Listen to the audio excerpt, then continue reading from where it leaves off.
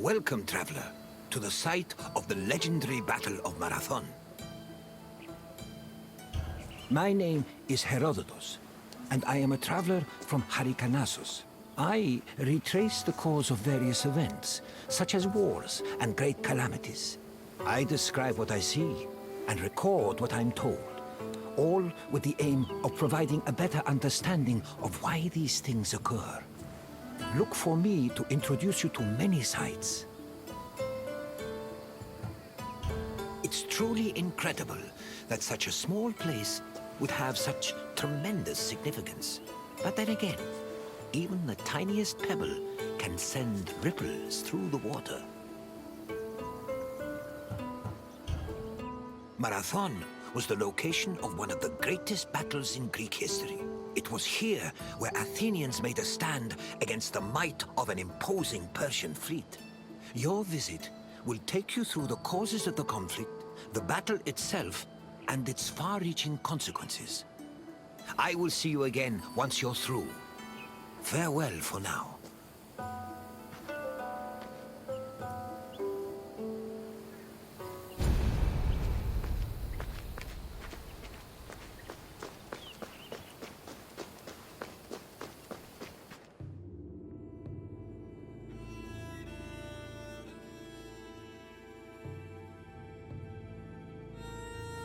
In 490 BCE, 600 Persian triremes landed on a beach 35 kilometers north of Athens.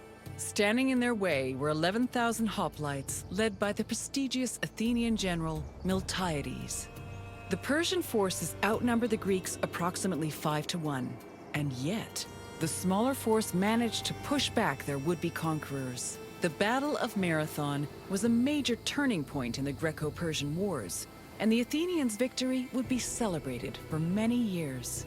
The modern-day distance-running event is named a marathon in memory of a soldier from the battle who ran back to Athens to announce their victory, though whether this is real or legend is uncertain.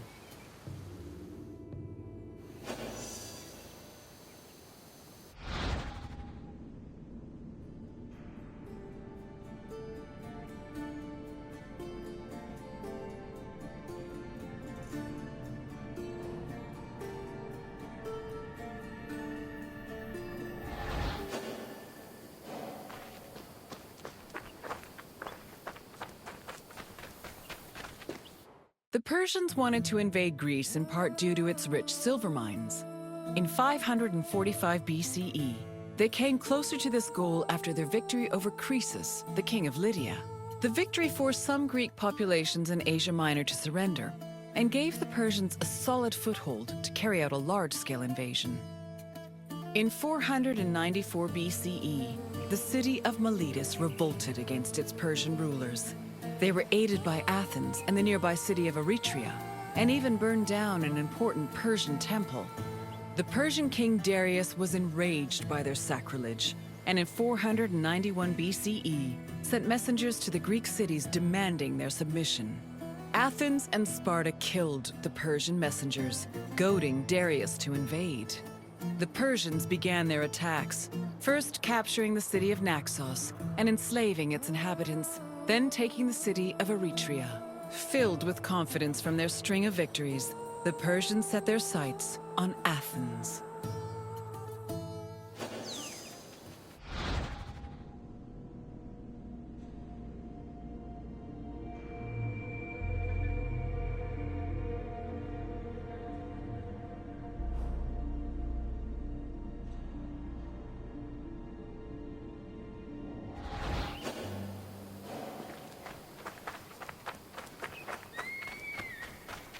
The Greeks were surprised by the ferocity of the Persian attacks. Seeking aid against the upcoming invasion, Athens was forced to appeal to other cities for help. In a surprising move, they asked for aid from Sparta, known for having the strongest army in Greece. The Spartans agreed to the request, but they were unable to send reinforcements in time due to the religious feast of Apollo Karneos, which forbade them from leaving their city until the next full moon. The only extra help Athens managed to acquire was from the small Boeotian city of Plataea, which sent an additional 1,000 hoplites. This was the first time in Greek history that their entire civilization was under attack from an external invader. Despite sharing the same language and same religion, Greek city-states had often warred amongst themselves. The Persian invasion was the first time they realized the necessity of collective action to ensure their survival.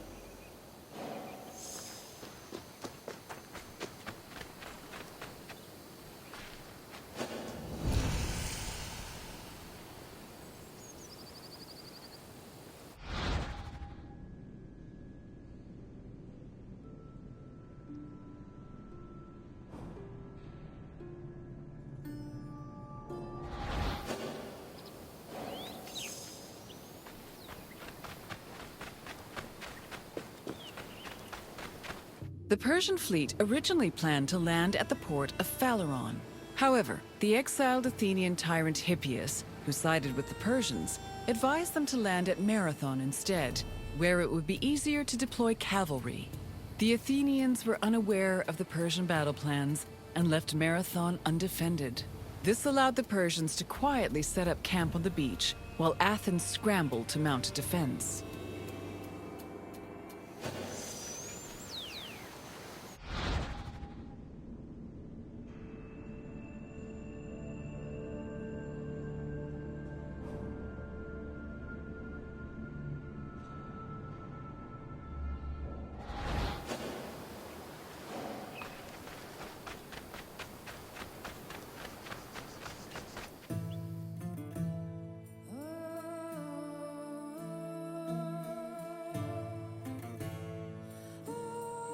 The Persians' overwhelming numerical superiority forced the Athenians to get creative with their defensive strategy.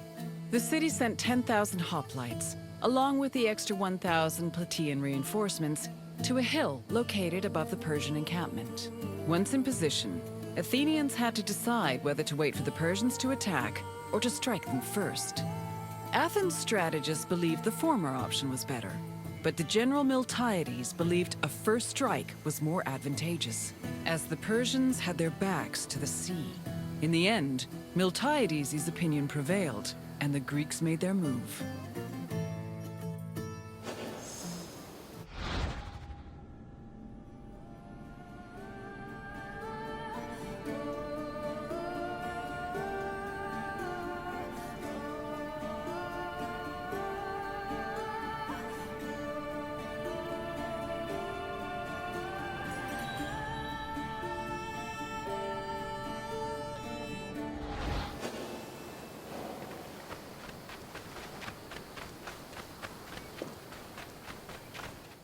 According to Herodotus, the Greek forces charged at the Persians without archers or cavalry. The Persians were unprepared for what they saw as an act of madness. While they were able to hold the Greeks back at first, they were eventually pushed back to their ships and forced to retreat. The Persians suffered heavy losses during the battle, with approximately 6,400 casualties. The Athenians, on the other hand, only lost 192 soldiers.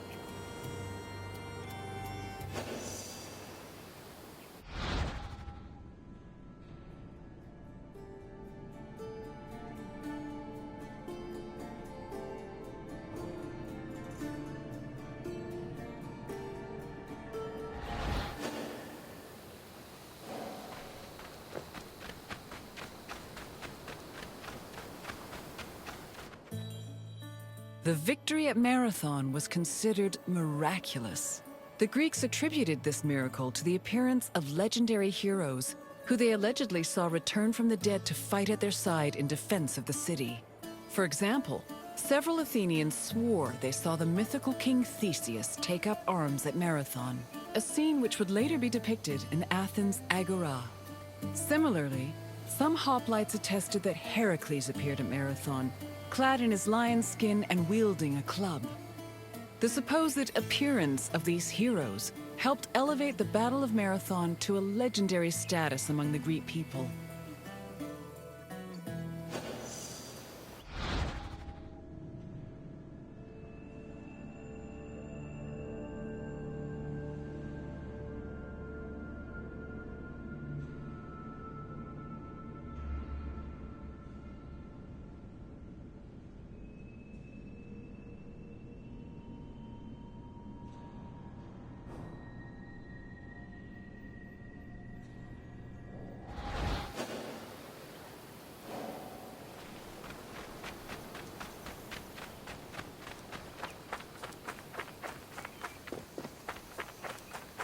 After the Persians fled Marathon, they tried to invade Athens by way of the Bay of Phaleron.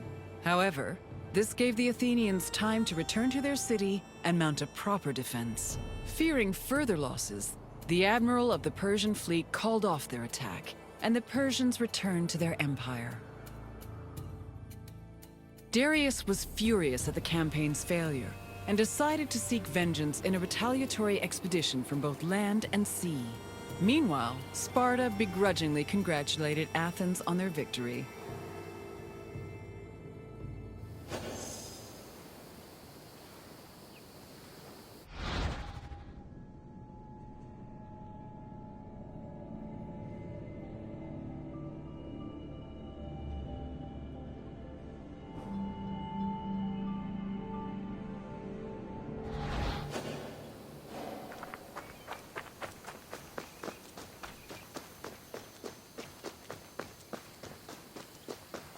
The victory at Marathon marked the beginning of a new era for Athens. According to Herodotus, Athens' success at pushing back the Persians ranked them first in the ongoing competition between the Greek city-states. The Athenians immortalized their prestige by erecting monuments in both their own city and in Delphi. The Battle of Marathon was also perceived as a blow against tyranny. Tyranny went from being perceived as a simple flaw in authoritarian excess to major treason against the homeland, a sin that rulers would take great pains to avoid being accused of. This helped consolidate the institution of democracy for the next 2 centuries.